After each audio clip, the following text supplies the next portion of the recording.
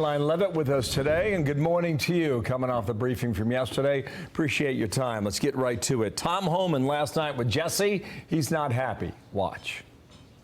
Are you satisfied, Tom Homan, with the pace of migrant deportations? No, we got to do more. We got to open that aperture up, which we're going to do. It was a great start, but we're not finished, and we need more deportations, a lot more deportations, and that's what we're working on. Sanctuary cities are difficult to operate in. So Karoline, he says two things in there. Obviously, at the end, sanctuary cities are difficult to operate in. We all knew that at the start. The other thing it says we've got to do more. Is the White House giving him all the resources that Tom Homan is looking for now? President Trump has used every lever of his executive power to ensure that we can secure the border and launch this large mass deportation operation. And I would echo the comments of my colleague, Mr. Homan. While this has been a great start, we will not get complacent. The previous administration allowed tens of millions of illegal people into the interior of our country. And President Trump has promised the American people that he is going to deport those individuals. And so every single day, this administration is empowering law enforcement agents on the ground across our country to do their jobs, to work with federal law enforcement officers in CBP and in ICE to deport heinous illegal criminals from American communities. We also will need more funding from Congress when it comes to detention and deportation efforts, and that's something President Trump has made very clear to our allies on Capitol Hill as well. Karoline, I'm going to call you Karoline No Binder Leavitt, which is an impressive feat, I have to say, especially on the first day, and quite a contrast indeed. I'm interested in a couple things. One, I want you to listen to these blue city mayors. They want to give ICE the runaround. Watch. We are in intense and scary times for so many of our community members, and federal government can implement their laws, and we are not forced to participate in their actions. What this administration is attempting to do, he's attempting to get us to surrender our humanity. We're not going to do that in Chicago. Karoline, I know that later today, I understand that President Trump is going to sign another executive order to help combat anti-Semitism, and this will go into those cities and possibly on campuses. What can you tell us about that? Well, first, to respond to the Democrat mayors that you just showed, I can't help, being from New England myself, to comment on the fact that Mayor Wu is an incredibly unpopular mayor up in Boston. And the people of Boston, if you actually talk to them, want this administration to move into that city and secure it and deport illegal criminals from their communities, which ICE Boston has done. I noted one of those instances yesterday in my briefing of an illegal immigrant who has been convicted of rape that ICE Boston has recently removed. Every day, this administration is focused on making American communities safer, and Democrat mayors should be inclined to help this administration do that because that's what their constituents want.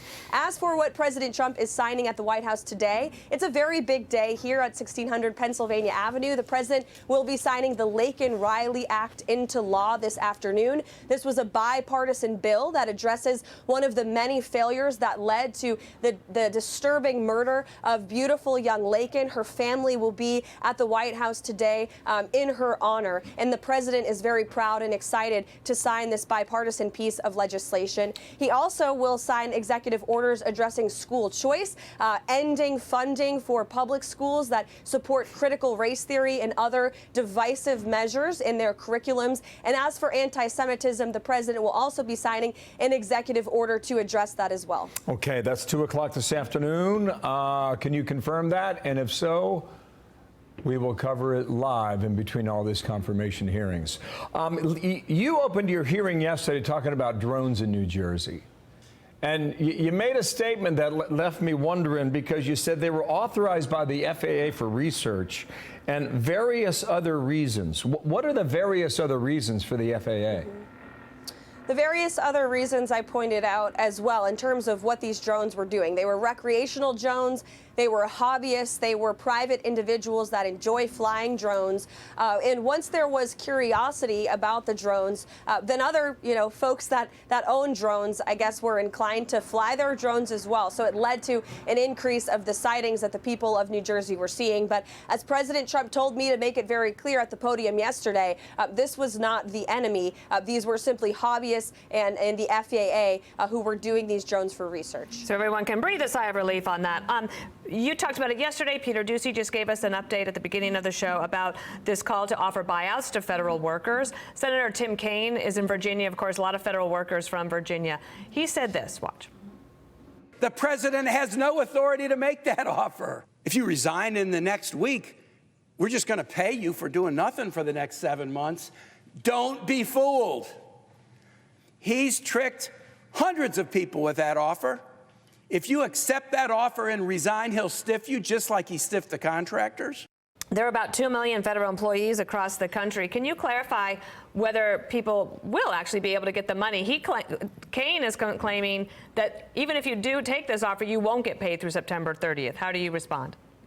Well, first of all, he questioned President Trump's legal authority to do this, and the president has the legal authority to tell federal workers that within the confines of the law and their contracts, they have to show up to work. Only 6% of the federal workforce in Washington, D.C. actually shows up to the office. That's egregious. American workers, the middle class, who keep this government up and running with their hard-earned tax dollars, have to show up to the office every day, and President Trump expects bureaucrats to do the same. And if they don't like it, well, guess what? They are getting a very generous payout from this administration. They'll be paid for the next 8 months.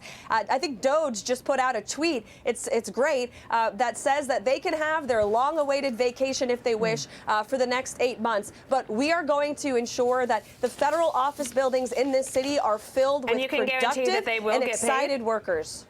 Yes, they will. Last question. Does Kennedy have the votes to be confirmed? Yes or no?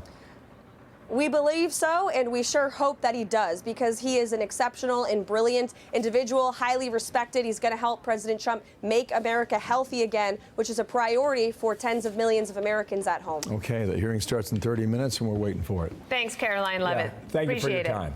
I'm Steve Doocy. I'm Brian Kilmeade. And I'm Ainsley Earhart. And click here to subscribe to the Fox News YouTube page to catch our hottest interviews and most compelling analysis.